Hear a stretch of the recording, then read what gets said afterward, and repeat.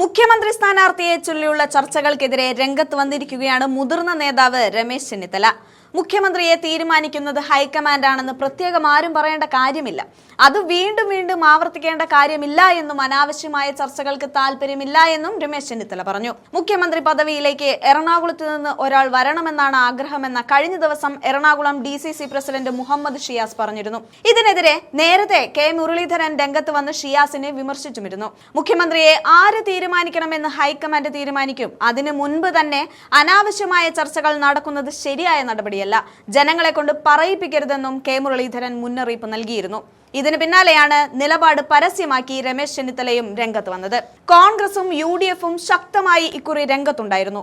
ഒറ്റക്കെട്ടായി നിന്നത് ഗുണം ചെയ്തു. അതിനിടയിൽ മുഖ്യമന്ത്രി സ്ഥാനാർത്ഥിയെ ചുറ്റിപ്പറ്റിയുള്ള ചർച്ചകൾ അനാവശ്യമാണെന്നാണ് രമേശ് ചെന്നിത്തല പറഞ്ഞത്. നേരത്തെ രമേശ് ചെന്നിത്തലയെ മുഖ്യമന്ത്രിയാക്കണമെന്നാവശ്യപ്പെട്ട് കെ സുധാകരനും PJ കുര്യനും രംഗത്ത് വന്നത് വലിയ രീതിയിലുള്ള ചർച്ചകൾക്ക് വഴിവെച്ചിരുന്നു.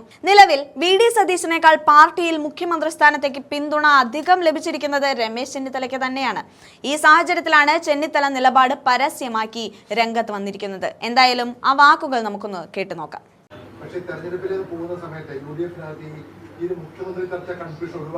ഒരു കൺഫ്യൂഷനും ഇല്ല. നേരത്തെ തന്നെ ഞങ്ങൾ പറഞ്ഞിട്ടുള്ളതാണ്. അതെല്ലാം ഹൈക്കമാൻഡ് തീരുമാനിക്കും. അല്ലാണ്ട് ഇവിടെ ഒരു ചർച്ച ആരും നടത്തിയിട്ടില്ല.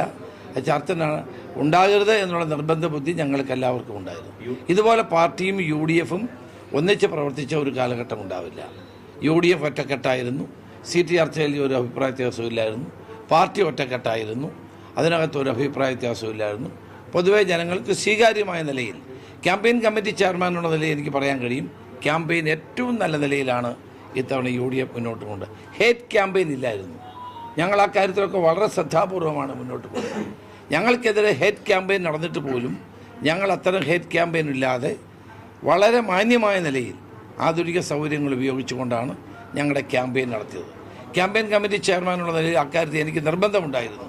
ഒരു തരത്തിലും രാഷ്ട്രീയ എതിരാളികളെ മോശപ്പെടുത്തുന്ന ഒരു തരത്തിലുമുള്ള ക്യാമ്പയിൻ ഉണ്ടാകരുത്. സോഷ്യൽ മീഡിയയിലാണെങ്കിലും അല്ലാതെയാണെങ്കിലും.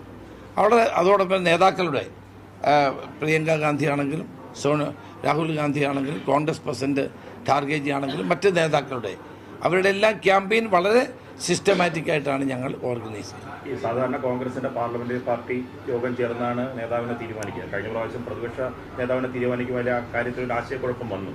അങ്ങ് തന്നെ പരസ്യമായ നിലപാട് സ്വീകരിച്ചു. ഇപ്രാവശ്യം ആ കീഴ്വഴക്കങ്ങളൊക്കെ പാലിക്കും. അങ്ങനെയായിരിക്കും. 25 ദിവസം ഇനിയും ബാക്കിയുണ്ട്.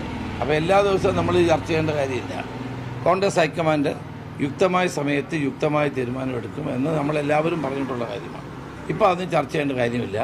തന്നെയല്ല, ഞാൻ തമിഴ്നാട്ടിലെ സ്റ്റാർ ക്യാമ്പയിനർ കൂടിയാണ്. നമ്മൾ തമിഴ്നാട് ഇലക്ഷനിലേക്ക് ഇനിയിപ്പോൾ നമ്മൾ ശ്രദ്ധിക്കുക. 23-ാം തീയതി വരെ അതിൻ്റെ പ്രചരണ പരിപാടികളിലായിരിക്കും ശ്രദ്ധ.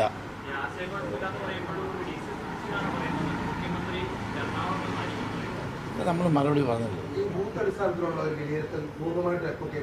അത് കിട്ടിക്കൊണ്ടിരിക്കുന്നേ ഉള്ളൂ. ഇത് ഇപ്പം നമ്മളിപ്പോൾ എല്ലാ ബൂത്തിലും നിന്നുള്ള ഡീറ്റെയിൽസ് വാങ്ങിച്ചുകൊണ്ടിരിക്കുകയാണ് നിയോജകമണ്ഡല അടിസ്ഥാനത്തിൽ. അത് കഴിഞ്ഞിട്ട് ജില്ലാ അടിസ്ഥാനത്തിലുള്ളത് കിട്ടും. അത് 4-ാം തീയതി അറിയാമല്ലോ ആർക്കാ വളർച്ച. ഇല്ല, അതായത് നിങ്ങൾ ചോദിച്ച ചോദ്യത്തിന് ഉത്തരമായിട്ട് അവർ പറഞ്ഞതാണ്. അവരങ്ങനെ ഒരു ആവശ്യം ഉന്നയിച്ചിട്ടില്ല എന്ന് കുഞ്ഞാലിക്കുട്ടി തന്നെ പറഞ്ഞു. പിന്നെന്ത് ചർച്ചയാണ്?